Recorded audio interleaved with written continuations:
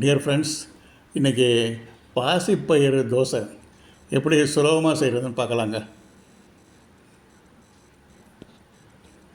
இதுக்கு முதல்ல அரிசி மாவு 1/2 கப் எடுத்துக்கலாங்க. அடுத்தது கடலை மாவு ஒரு 1/2 கப் அதில் எடுத்து போட்டுக்கலாங்க.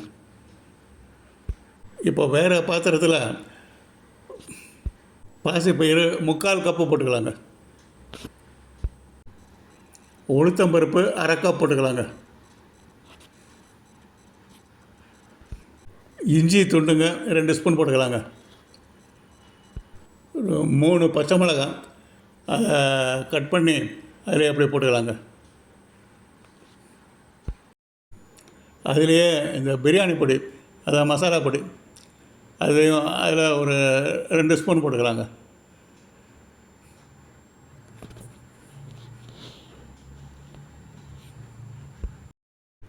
இதை எல்லாத்தையும் ஒரு மிக்ஸி ஜாரில் போட்டு அப்படியே கொஞ்சம் தண்ணி ஊற்றி, லேசாக தண்ணி ஊற்றி, ஒரு 1/2 கப்பு தண்ணி ஊற்றி அது கம்ப்ளீட்டாக அடிச்சுக்கலாங்க. கொஞ்சம் உப்பு கொஞ்சம் போட்டுக்கலாங்க, ஒரு 1/2 ஸ்பூன் உப்பு போட்டுக்கலாம்.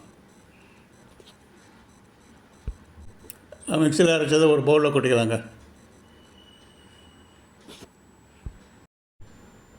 இந்த பவுல்லையே ஏற்கனவே எடுத்து வச்ச அரிசி மாவு, கடலை மாவு ரெண்டும் கலந்தது, அதை அதில் அப்படியே கொட்டிக்கலாங்க. அதில்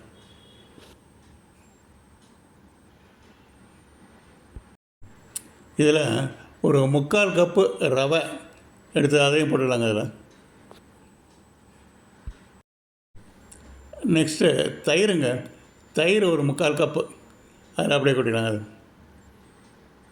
3/4 கப்பு நல்லா புளிப்பாக இருக்கும். சீரகம் ஒரு 2 ஸ்பூன் போட்டுக்கலாங்க. எவ்வளோ தேவையாத வரைக்கும் போட்டுக்கலாம். கருவேப்பிலை ஒரு கைப்பிடி அளவுக்கு போட்டுக்கலாங்க. இதுலேங்க இப்போது கொஞ்சம் கொஞ்சமாக தண்ணி சேர்த்து நல்லா மிக்ஸ் பண்ணி விட்டுக்கலாங்க. கொஞ்சம் கொஞ்சமாக தண்ணி பார்த்து ஊற்றணும். இது தோசை மாவு பக்கத்தில் வரணுங்க. இது உப்பு கொஞ்சம் குறைச்சா இருந்து டேஸ்ட்டு பார்த்தப்போ கொஞ்சம் உப்பு கொஞ்சம் போட்டாச்சு. டேஸ்ட்டு பார்த்துட்டு நம்மளுக்கு என்னென்ன தேவையோ கொஞ்சம் உப்பு, காரம் அதெல்லாம் கொஞ்சம் சேர்த்துக்கலாங்க. அடுத்து தோசைக்கல் அடுப்பில் போட்டாச்சுங்க.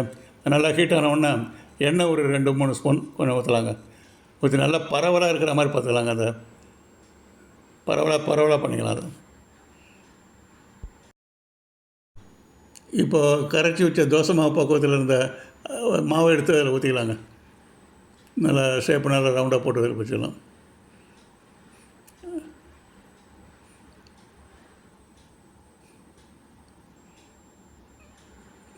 அப்படியே ஊற்றிடலாங்க. எவ்வளோ மெலிசாக பண்ண முடியுமோ பண்ணிக்கலாங்க.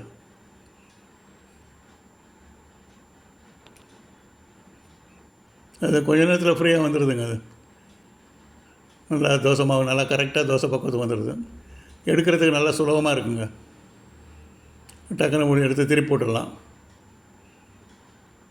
அது கல்லில் எதுவும் ஒட்டுறதில்ல, நல்லா அழகாக வருதுங்க. இதை அப்படியே மடித்து வச்சுக்கலாங்க. ஓகே, பாசிப்பருப்பு தோசை ரெடி. இதுக்கு தேங்காய் சட்னி, இட்லி பொடி, தக்காளி சட்னி எது தான் நல்லா சுற்றுலாக இருக்குங்க.